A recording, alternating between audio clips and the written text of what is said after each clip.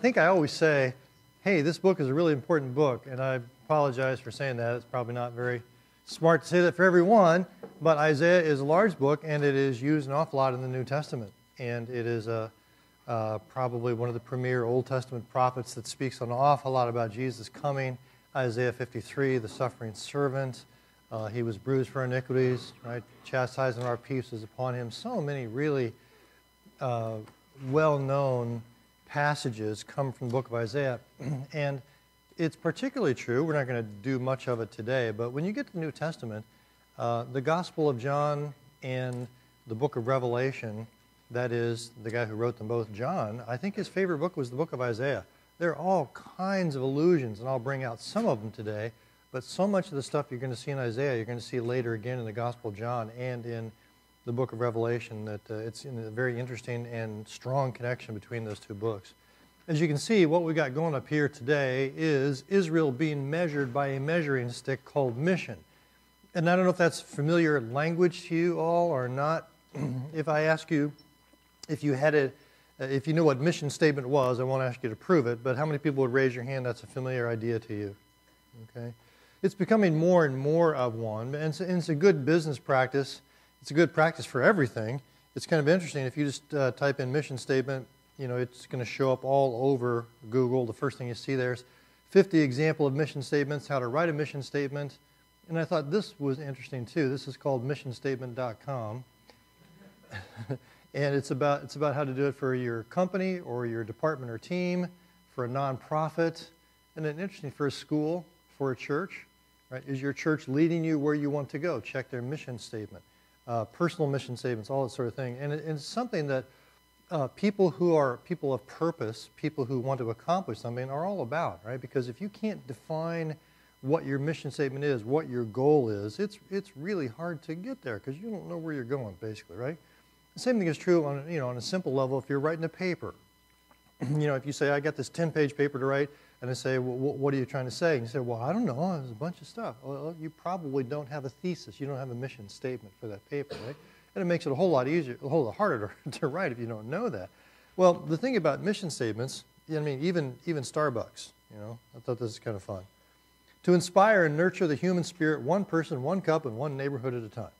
Now, that might sound kind of frou-frou, but the truth is that Starbucks is about a whole lot more than just coffee. Right? They sell all sorts of stuff there. They sell food there. They sell their products there.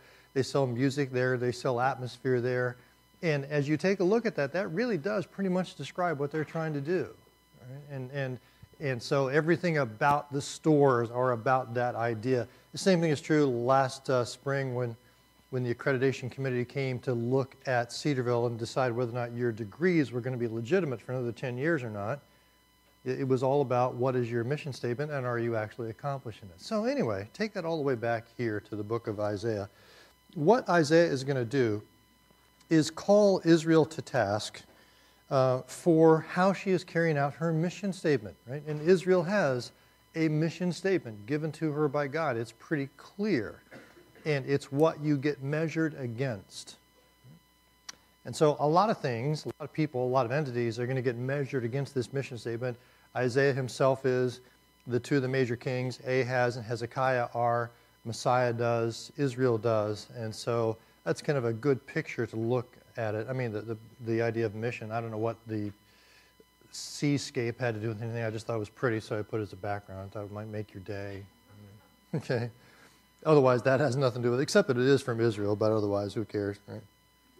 So, is Israel doing well? Is Israel doing poorly? That's what we're going to find out. Now, like we always do, we're going to try to break this big book down. 66 chapters, you have to, right? And so the structure, again, is the key to doing that. Well, fortunately for us, the book of Isaiah is structured really clearly. You cannot miss it when you start to look at the big overview of the book. There are two very clear historical centers. And what I'm talking about is chapter 7 to 12 and 36 to 39. That's history. The rest of it, right, let me say it like this. The rest of it is made up of sermons or prophecy, but in 7 to 12 and 36 to 39 are actual stories, history. Right? So we're told two stories that involve two very parallel situations because both of these guys, Ahaz and Hezekiah, Ahaz's story is in 7 to 12. Hezekiah is in 36 to 39. They're both kings of the southern two tribes. They are father and son, right? Very parallel situations. So what you've got here is two historical situations that kind of serve as the anchor points for everything else. And let me show you why. First, the story of Ahaz, and then second, the story of Hezekiah. And what's going to happen is this, that with both of these guys, and of course the book happens over time, long period of time, because Ahaz the dad, Hezekiah the son reigns after the dad does. Both Ahaz and Hezekiah face a crisis, and the crisis is Assyrian aggression. I think I mentioned to you the silly joke about Assyria being the 500-pound gorilla. Didn't I say it to you before? Right. So Assyria is the 500-pound gorilla. They're going to sit where they want to, and they're going to eat whoever they want to, and they're going to, conquer whoever they want to. And when Assyria gets on the move, it's like, oh man, we're in what do we get? Crisis. Right. So with both of them, Assyria is on the move and flexing its muscles, and the place where this crisis actually comes to bear on both of these kings is at the Jerusalem water source, which might seem kind of strange, except that when you're getting ready for a siege, you want to make sure your source of water is good and will last you. So it's kind of like, okay, last thing on the checklist before they show up, right here, Commander-in-Chief, doing his thing. So the issue then, of course, for both of them is who's going to rescue us, because you need rescue from Assyria. Who is going to do that? Right? So what happens in both of these is this: they both fail. Now they fail in different ways, and this is a time-tested thing for children. You look at your parents and you think, oh, I see the flaws in them. I grew up with them, and maybe you make an unstated pact with yourself. I'm not going to do what my parents do, right? And you don't, right? You don't fail that way. You find a new creative way to fail. Right? It's what always happens. I'm not doing that. No, you're not going to do that. You're going to do something worse on the other side. You're going to fall off the road on the other side, right? And so that's what we always do. And so Hezekiah does not fail in the way that Ahaz does, but they both end up failing, right? And what happens then is this. After the failure, then there is a solution which is given in both situations. Right? So the kind of from 7 to 66, you see a broad outline here. And then what happens over here in 1 to 6, the only thing that's left over, is the introduction and the overview. And I say it is the introduction because it's where we start, but it's also the overview because as you look at this, you can kind of see the whole book in a little microcosm in 1 to 6.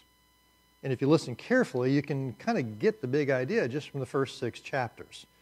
It's the way any good paper ought to be written, right? In the introduction, you say, okay, here's what I'm going to prove, here's where I'm going to go, this is my big idea, this is my thesis statement, this is my mission statement for the paper. And that's kind of the way the book is designed here as well, all right? So let's start then with the overview. And the overview is right here, the introduction, and the problem, of course, is this: they're failing their mission statement. And I want you to see here, first of all, 1b, the rebellion of the people is stated in chapter 2 and on. It's going to be illustrated, it's going to be pictured. Right here it's just stated. But it's stated in some of the most beautiful poetry, eloquent statements. And maybe you've heard these statements. I want to make sure you know this is where they come from. They come from Isaiah. Come now, let us reason together, says the Lord. Though your sins are like scarlet, they shall be as white as snow.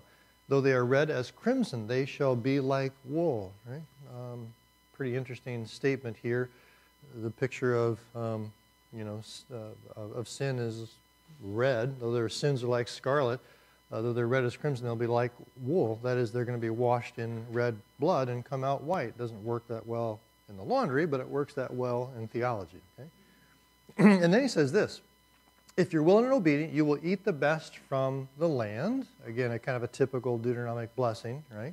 But notice this: but if you resist and rebel, you'll be devoured by the sword. Now, notice the parallel there, right? It's a kind of a sneaky little poetic irony.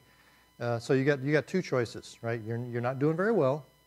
So if you turn to the Lord, you will eat well. And if you don't turn to the Lord, you will what? you will be eaten, right? You'll be devoured by the sword. And you see all sorts of parallels in John and in the book of Revelation. I won't go into them now, but you'll see them later, okay? So there's the rebellion of people, the problem, it's stated. So on to chapters 2 to 5 now, the rebellion is illustrated. It's illustrated in this really famous picture of the nation of Israel as a vine. And so here is the way the story goes. I will sing for the one I love a song about his vineyard. You can kind of think of Isaiah singing this about God, right? This is God's vineyard. My loved one, God, had a vineyard on a fertile hillside. He dug it up and cleared it of stones, planted it with the choicest vines, built a watchtower in it, and cut out a winepress. Now, the reason why the words are in yellow highlighted is because all of those things kind of speak to the advantages the vine has, right? So he plants it on a fertile hillside. He gets rid of the stones. He uses a choice vine. He builds a watchtower because that's what you do when you anticipate a good crop. I gotta protect it. And you build a wine press because you expect to get wine out, right? So in every way, this whole process is encouraged to flourish, right? Then I looked for a crop of good grapes, but it yielded only bad fruit. So judge between me and my vineyard. What more could I have done for my vineyard than I have done for it, right? God does everything for Israel, and they don't respond. They don't bear fruit, as it were. And so here's what I'm going to do. I'm going to take away its hedge. I'm going to break down its wall, right? And so that the punny meaning, the double meaning of that is I'm not just going to break down the wall of the vineyard, but the wall of Jerusalem. And so these people who are anticipating siege, right, would take this as, this is pretty scary stuff, right? So God is saying, look, get your act together. It's going to be bad news. Right? You're going to be devoured by the sword if you don't respond. So that's the picture of the vine. And again, in John, right, it shows up so many times, Jesus comes along in John 15:1 and says, I'm the true vine, my Father is the gardener, right? So it's not being connected to the nation of Israel, it's being connected to me. I am this vine that's going to fail where they, excuse me, I said that backwards, didn't I? Going to succeed where they fail. You get the idea. All right, so let's there's the rebellion stated, it's illustrated, and now let's see the solution to it. And you see the solution in Isaiah's personal call. Right? Because Isaiah is going to do what the nation of Israel should be doing. So here's the background. Again, another famous passage. I'm sure you've probably heard sermons on this, right? In the year that King Uzziah died, I saw the Lord seated on a throne, high and exalted. The train of his robe filled the temple. Above him were seraphs, each with 6 wings. With 2 they covered their faces, 2 they covered their feet, and with 2 they were flying. And they were calling to one another, holy, holy, holy. So the impression you're supposed to see here is even these sinless angels who are in God's presence, who are, you know, in some ways used to it and maybe wouldn't notice it anymore, still the only thing they can say is holy, holy, holy. God is without sin. He is separate. He is unique. Right? So when Isaiah then comes into God's presence, his response is, yes, God is holy and I'm not. Woe to me. I am ruined. I'm a man of unclean lips. Now when he says that, it kind of seems like a really specific statement, like, is that the only problem you have? You don't have a problem with your thought life? You don't have a problem with your heart? And the answer is no, no, no. In the Bible, Jesus often uses the same kind of language and says, it's not what goes into a man which defiles him, talking about foods, right, but what comes out of his mouth. And he's talking about his words, right? And he says, because our words, if you listen to our words, you can tell what's in our heart. So when he says, I'm a man of unclean lips, he's saying, if you just listen to me, you can tell that I've got bitterness, anger, corruption in my heart. And it's really a true statement. If you ever want to do this one time, this is a pretty telling practice. I encourage my class one time, just for a weekend, carry a 3x5 card with you or something, and notice the stuff that comes out of your mouth, whether it's positive or negative. And by the time the weekend is over, when I did this exercise, it was like, oh my goodness, I can't believe the stuff I said, right? Which came right out of my heart. And that's exactly what Isaiah is saying. I'm a man of unclean lips. I'm in trouble. So, then one of the seraphs flew to me with a live coal in his hand, which he had taken with the tongs, and it touched my mouth and said, see, this has touched your lips. Your guilt is taken away. Your sin is atoned for. Now, in this, Isaiah is kind of a living example of what Israel should do. So the first thing he does, very, very simply, is this. Isaiah trusts, right? He says, God, I'm sinful. I need help beyond myself. Would you help me? And God says, yes, your sin is atoned for. Right? And then the very next thing that you see is, again, this very famous statement. Then I heard the voice of the Lord saying, whom shall I send and who will go for us? And I said, here am I, send me. So in this little compact story, the second thing he does is Isaiah tells. Isaiah is ready to tell, right? So it's a really, really simple, but it's a really good picture of the overview of the whole book. Because if you want to follow the mission statement, there are two things you got to do. You got to trust God, and you got to be ready to tell about Him. That's what God called Israel to do. That's why He put her in that spot, in that piece of real estate, right? To trust Him and then to tell about Him. That's all you have to do. Right? So Isaiah is a really good picture here of following the mission statement. He trusts and he tells. All right? So far, so good? All right, now if you can get that, the rest of it is kind of an expansion of it. So watch the way this whole thing spills out then. Trust in Yahweh, the basis of mission. Now, I think it might be a little bit different in your notes. Again, I'm trying to update them and make them a little bit better. I think this idea of mission is a better way to describe what's going on than just servanthood. So, trust in Yahweh, the basis of mission, and we're going to take a look at Ahaz. Now, for the celebration, which is coming up soon, there are certain details which you have to know. I feel good about telling you this because I know as a student you always wonder, okay, what level of detail do I have to know? Right? And you don't want to study meaningless details, but I'm telling you what, in order to get the historical background, you've got to know the details that are up here on the screen. Now, in your notes, there's a paragraph about the historical background, which contains a lot of what I'm going to say. So if you can't quite catch it up here, go back to that paragraph and nail it. Right? So here's kind of stuff you have to know. You've got to know the characters involved here, and they're highlighted on the screen. When Ahaz, son of Jotham, the son of Uzziah, was king of Judah, King Rezin of Aram and Pekah, son of Remaliah, king of Israel, marched up to fight against it. So Ahaz is king of Judah. Rezin is king of Aram or Syria, and Pekah is the king of the northern 10 tribes. All right? I want you to know those characters just so you know the story. So here's what's going on. I didn't put in too much information. I didn't tell you last names or middle names, but the king of Israel, his middle name was Boo, but that was just from his friend named him that. Get it? Get it? That's kind of fun. Yeah, okay. Well, let's go on. All right. So here's the situation. 500-pound gorilla right here. Assyria is marching down this way. Assyria is where the word Assyria is. Syria is right about where the word Syria is, and Rezin is the king, and Israel, the northern 10 tribes right in here. Okay? So Rezin and Pekah realize that as Assyria is coming down this way, that they've got to go up to meet it. But even then, just those two little countries don't really stand much of a chance, right? If they're going to stand any kind of chance at all, they've got to have Judah down here come help them. And so they say, hey, Ahaz, come help us fight Assyria.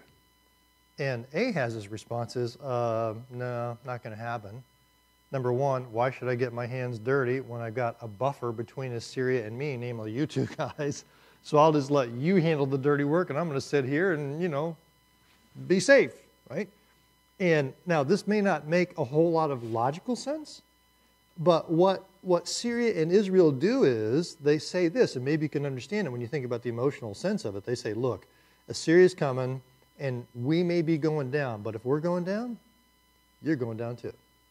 And so what they do, again, doesn't make any military sense, but they come and attack Judah, right?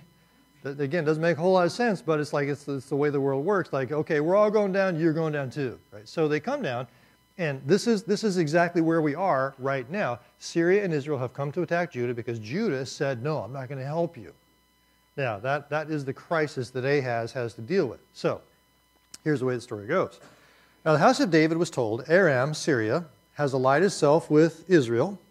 So the hearts of Ahaz, the king of Judah, and his people were shaken as the trees of the forest are shaken by the wind. And there's a lot to shake about here, because not only do you have the 10 tribes coming against the 2, but you've got Syria as well. Right?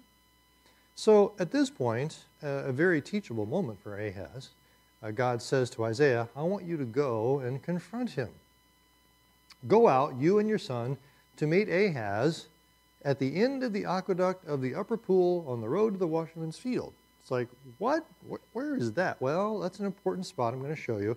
And the reason why it kind of shows up is because it shows up again in chapter 37. Very, very same spot where Hezekiah is confronted too. Right?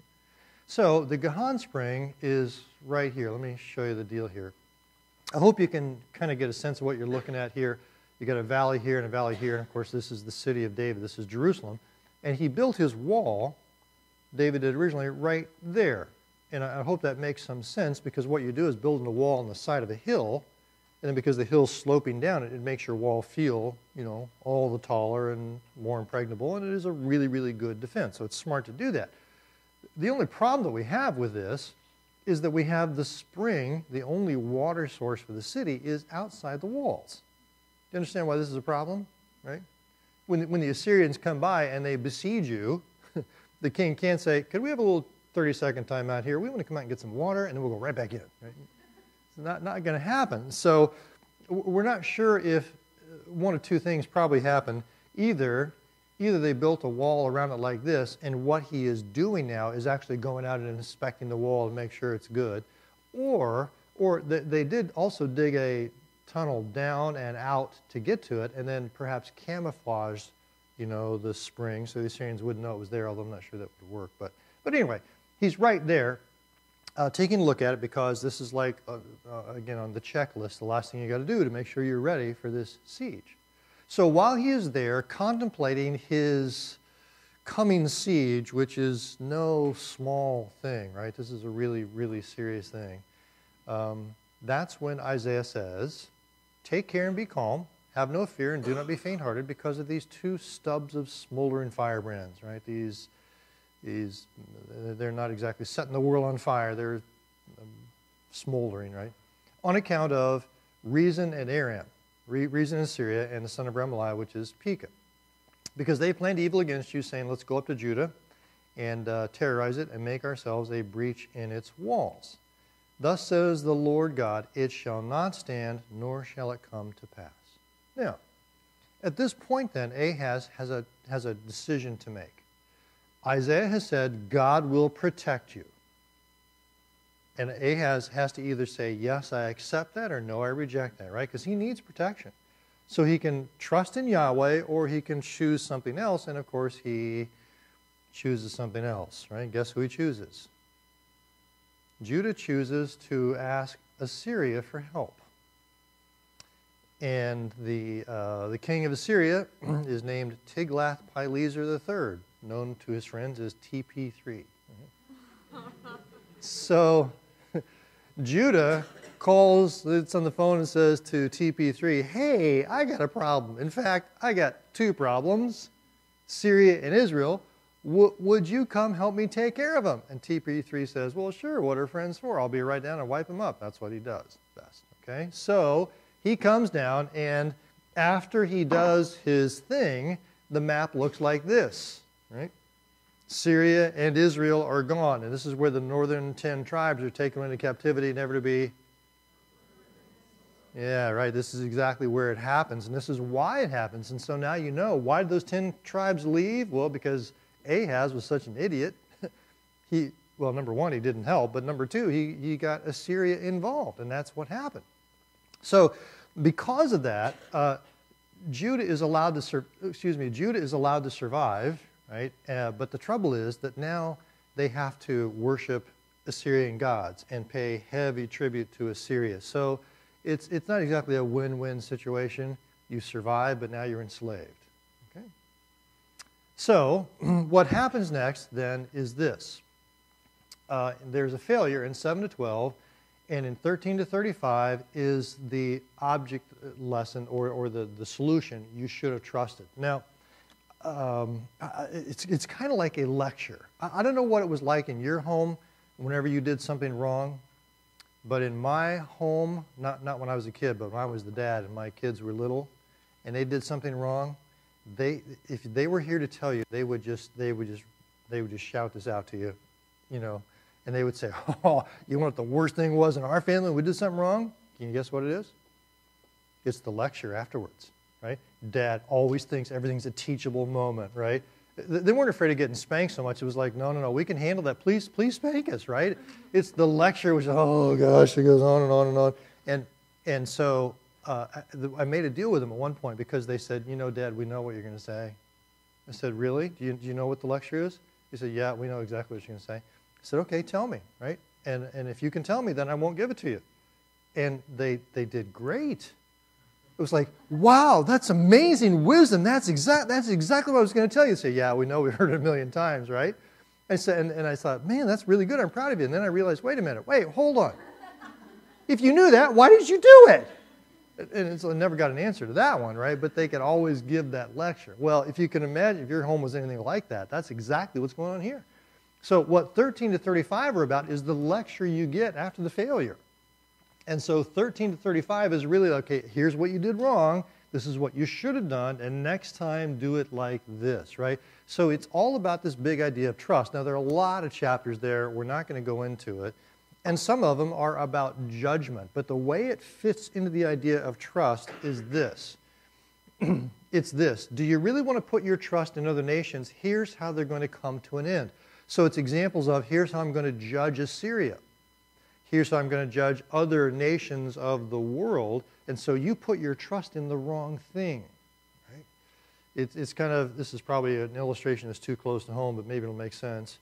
It's like you're worried about the test that's coming, and so you find a study partner, and you study, you know, all weekend with a study partner, only to find out that on the first couple exams, they failed miserably, right? So wait a minute. Let's find someone better to put our trust in than someone who's going to get judged too, right? Sorry, that's too personal. Didn't mean to make it that personal. But you get the idea. So this judgment over those other nations is what 13 to 35 is all about. And it's kind of brought down to a long story short right here in the very summary of it all in 34 and 35. If you put your trust in the nations, here's where the nations are going to end up, in Armageddon. Right? Look at this. Come near, you nations, and listen. Pay attention, you peoples. Let the earth hear and all that's in it, the world and all that comes out of it. The Lord is angry with all the nations. His wrath is upon their armies.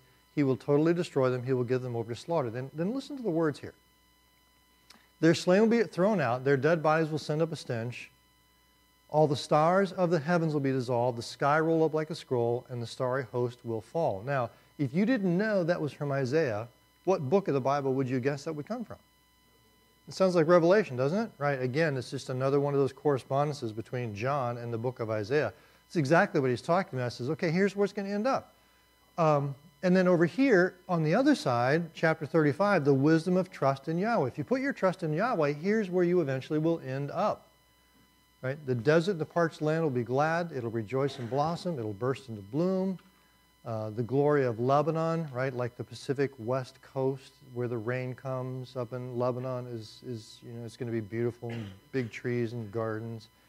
They will see the glory of the Lord, the splendor of our God. So you've got the choice between the desert, right? This is a picture of kind of Israel's Grand Canyon. The picture doesn't do it justice, but it's total desert. And here is the garden, right? So what he's saying is, would you want to end up here, or would you rather end up here?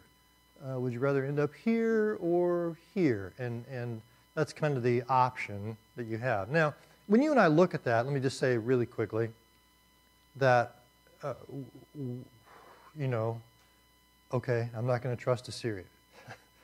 Well, what's the lesson for me? Well, the lesson is this. You've always got a choice when you're making your life goals about what you're going to do with your life, how you're going to spend your time, who you're going to spend it with. You always have choices to do what the unsaved culture does or what God says. So in one sense, this is very, very, very relevant. And we're always putting our trust, like, who do I think has the best method for really enjoying life? Right? Is it going to be what I find in my culture, or is it going to be in a countercultural sort of a way? So it doesn't take a lot of thought to transfer from the Assyrians to our culture today. So here again is one of the beautiful statements in Isaiah 35. The eyes of the blind will be opened, the ears of the deaf will be unstopped, the lame will leap like a deer, and the mute tongue will shout for joy. Now, does that sound familiar to you? Do you remember seeing that in the New Testament anywhere? Because you should have. It's a really famous passage used in the New Testament. Can anybody tell me the background for the New Testament usage of this passage? We haven't had New Testament yet. You still might get it. It'd be kind of fun if you did. There's a time when John is in prison. John the Baptist is in prison. And he's kind of thinking, man, this isn't going the way I thought it was going to go. Jesus, are you really the Messiah or not? And Jesus doesn't say, oh, well, yes, I am. He just says, well, go back and tell John Isaiah 35. Isaiah 35, the eyes of the blind are open, the ears of the deaf are unstopped, the lame will leap like the deer. And what he's saying is, look, these are millennial conditions. These are kingdom conditions. And I am the Messiah because I'm starting to bring those about, right? And all the miracles of Jesus, he's kind of giving them a foretaste of what the kingdom is. And that's what Isaiah 35 is, where we will ultimately end up if we put our trust in him. So, the wolf will live with the lamb, the leopard will lie down with the goat. We always get those a little bit mixed up. Did you notice that? Whenever we talk about that, the lion will sit down with the lamb. In fact, the picture here, lion and the lamb, it really actually says the wolf will live with the lamb and the leopard will lie down with the goat. But, lion and lamb just seems, they're so cute together.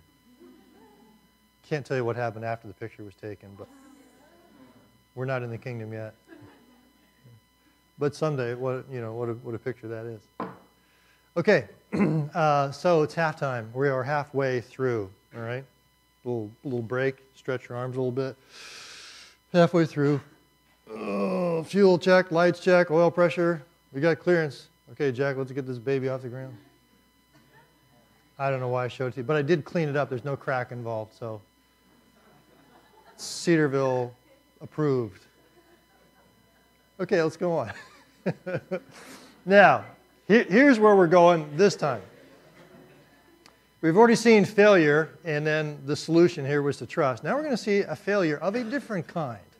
And this is interesting because actually the story of Hezekiah is kind of a double story. There are two stories involved. And so let's take a look at the two of them. Here's the very first story, which is going to sound really familiar. And it is this. In the 14th year of King Hezekiah's reign, Sennacherib, king of Assyria, attacked all the fortified cities of Judah and captured them. So Hezekiah has said to the Assyrian overlords who are still lording it over them, hey, look, we're not worshiping your gods anymore. Enough of that. We're not sending you a tribute either. We're going to worship Yahweh. Right? And the king of Assyria says, well, we will see about that. And Sennacherib is the king's name, who comes down and attacks all the fortified cities of Judah and captured many of them. And he comes up to Jerusalem. And then again, notice, when the commander stopped at the aqueduct of the upper pool on the road to the washerman's field. You say, wait a minute, that's so specific. I remember seeing that before. And you did, with Ahaz. That was what we called the Gihon Spring, right? The place with the water source. So here's what happens. Assyria has come down in 701 BC, 20 years later than his father Hezekiah did with TP3. Ahaz did with TP3. And he takes 46 cities, and there is one really big one to go, and that's Judah. So now Hezekiah has his own huge crisis. Well, here's how he solves it. When Hezekiah heard this, he tore his clothes and put on sackcloth and went into the temple of the Lord. And all the priests and all wearing sackcloth, the prophet Isaiah. Now, just stop right there for a second. Compare that to Ahaz's response. Worse, better, same? Obviously much different, right? Because Ahaz simply resorts to TP3. Hezekiah resorts to the Lord in the temple. So, as you can imagine, even his prayer here, O Lord our God, deliver us from his hands so that all the kings on earth may know that you alone, O Lord our God. Just something about that tells me this is the kind of prayer which God responds to. And he really does, because you can see it in this statement at the end of the chapter, and I love this King James language. Then the angel of the Lord went forth and smote into the camp of the Assyrians who had besieged Jerusalem 185,000. That's 185,000, right? And when they arose early in the morning, behold, they were all dead corpses. I just think the statement is so funny.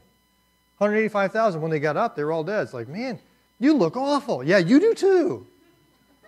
Okay, well, when the people in Jerusalem got up, they looked out and saw the Assyrian army was taken care of, right? So Sennacherib, the king, said, well, this is no fun. My army's all gone. So he departed and went and returned and dwelt at Nineveh. So this is a really good victory so far, but watch this, it gets even better. Because the next verse says this. One day, while he was worshiping in the temple of his god Nisroch, his sons, Adrammelech and Sharezer, cut him down with a sword, and they escaped the land of Ararat, and Esarhaddon his son succeeded him as king. Now, if you don't know the cultural background, you might think this is just a minor historical footnote, but it's not. This is a major theological exclamation point, okay? Just notice the cute way I put that grammar metaphor in there. Did you catch that? No? Okay, forget it. Trust me, this is important. Let me show you why. A lot of people don't get this, but I want you to get this. Here's the deal. The deal is that every God lives in his house, and in the understanding of the times, the power of the God kind of radiates out like a cell tower.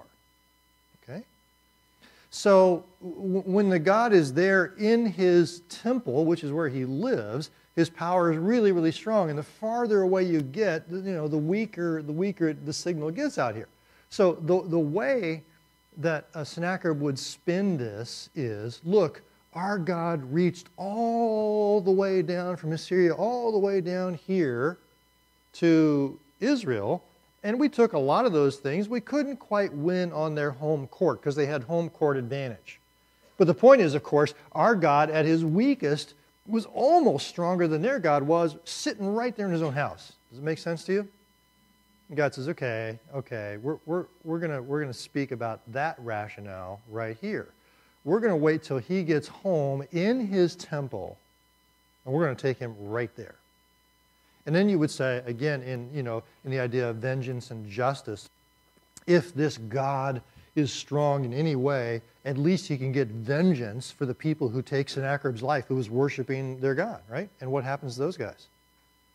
His own sons, what do? What happens? They get away.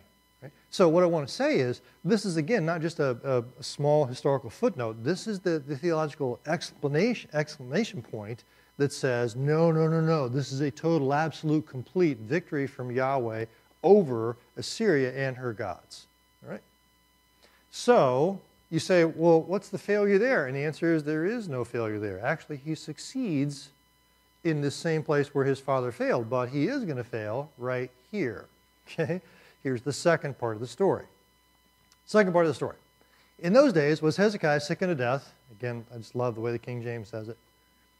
And Isaiah the prophet came and said unto him, Thus saith the Lord, set thine house in order, for thou shalt die and not live. It's like, oh no, really? I mean, it's one thing to die, but then to not live on top of it. So that's just insult to injury.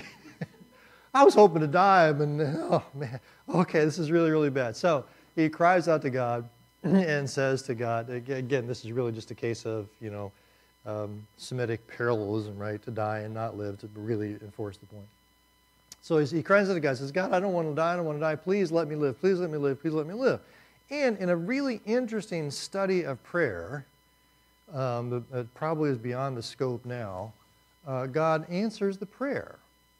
And it says, I've heard your prayer and seen your tears. I will add 15 years to your life. Yes! Great, right? And the answer is, well, not really. Why not? Well, the Bible does say that sometimes he will answer prayers that we beg and beg and beg and beg for so that we can see that that's not really what we needed most. Right? So there are places in Psalms where it says God gave them the request and then sent leanness unto their souls, right? And the same thing might have happened to you as a kid when you begged and begged and begged for something. I did this with my kids, and I'd say, you shouldn't have that. No, you shouldn't have that. And after about 15 times, I say, okay, you can have it. And you're going to find out how sick you get when you eat that thing or, whatever it is. And I think that what happens here, because he does live 15 more years, but the trouble is he gets himself in so much trouble that it's not worth it. And I think he should have just said, okay, God, this is your will for my life. I would like to live, but if not, I'm open to your will. But he doesn't do it that way, right? And so one of the bad things that happens is he has a son named Manasseh. Does that name ring a bell with you? We're going to find out that Manasseh is the most wicked king that Judah ever has, and he reigns longer than any other king. It's like, man, let's have a do-over here, Hezekiah, and just trust God. Okay, but anyway, he does that. He has 15 years to his life, and so here's what happened. This is the Lord's sign to you that the Lord will do what he's promised. I will make the shadow cast by the sun go back 10 steps. It's gone down on the stairway of Ahaz. So I picture it something like this. Here's Hezekiah on his, what he thinks is his deathbed.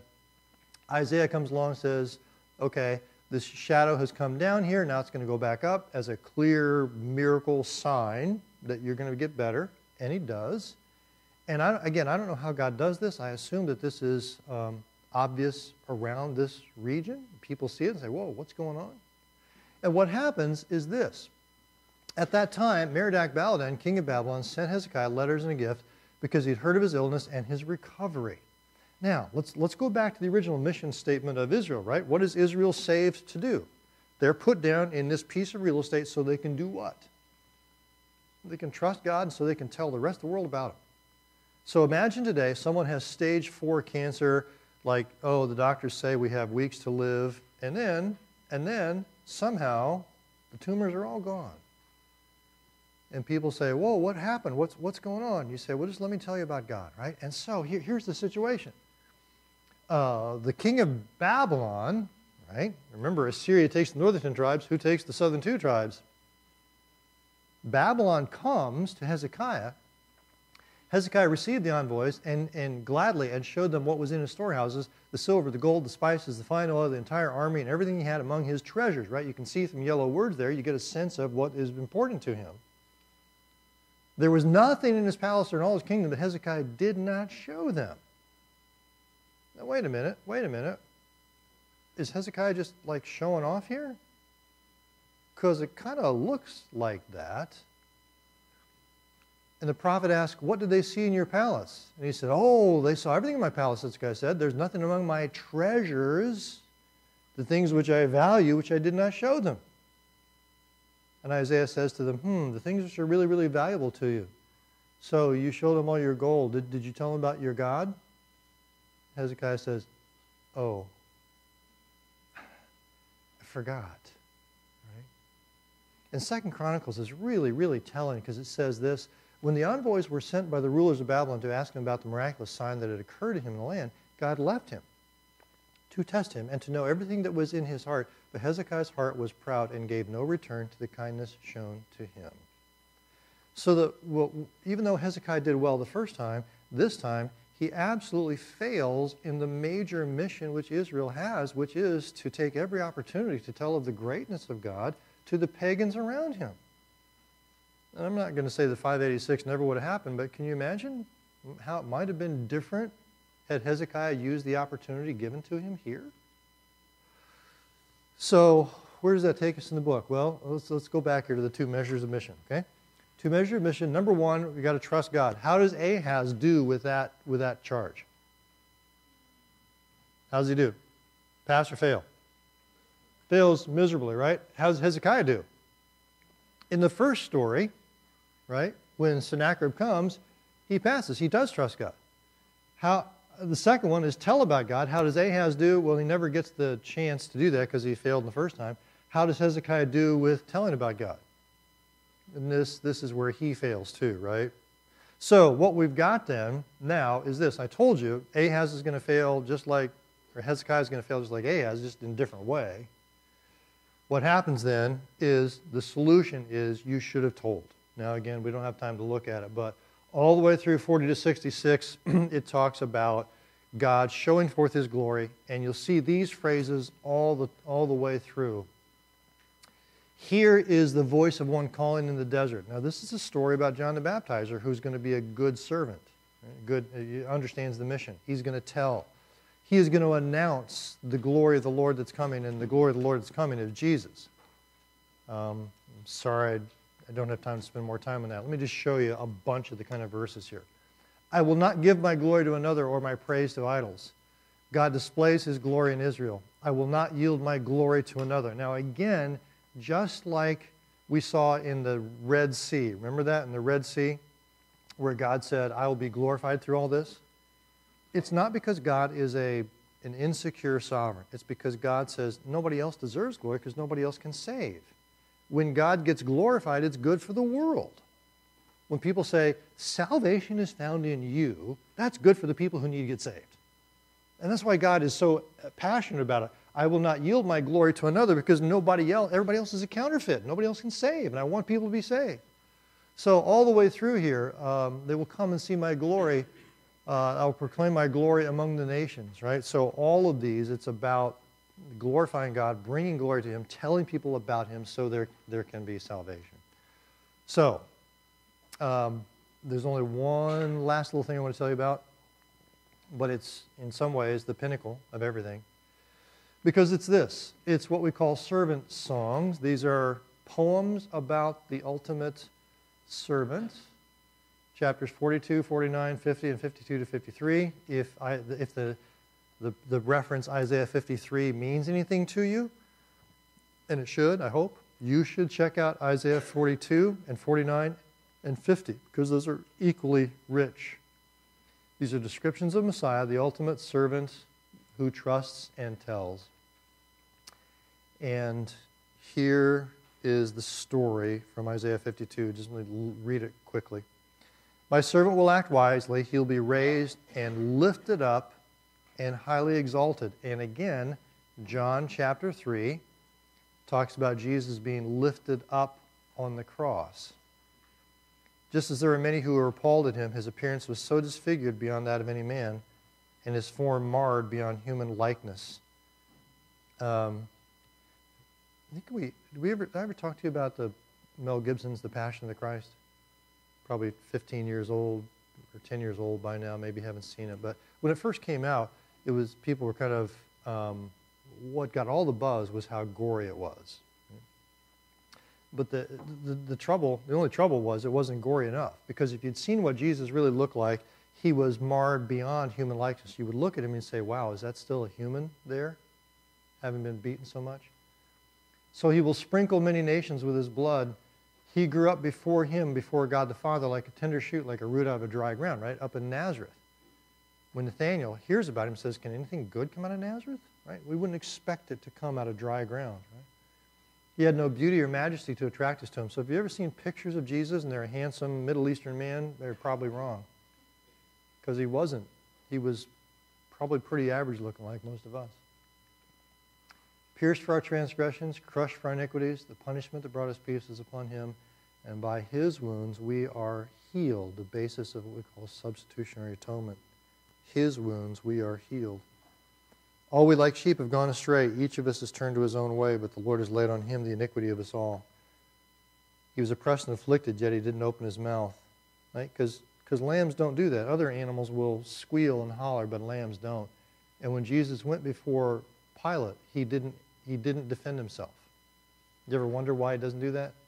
It's not because he's belligerent, but because if he defended himself, he might have gotten off the cross. And Jesus didn't want to get away from the cross. So he didn't open his mouth or defend himself. As a sheep before her shearers is silent, so he did not open his mouth. He was assigned a grave with the wicked. Should have been put in potter's field, but he ended up in Joseph of Arimathea's tomb with the rich in his death, though he had done no violence, nor was any deceit in his mouth. So really, really sweet picture of the ultimate servant here, right? So, I told you, everybody's going to get measured here.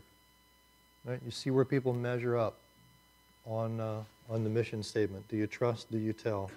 And it's the measure by which everything, Ahaz, Hezekiah, Messiah, Israel, and you and I, will get measured. And it would be really, really nice if you came up with a personal mission statement. But if you don't, there's one already figured out for you by which all of us are going to be judged before the judgment seat of Christ, and that is, did you trust and did you tell?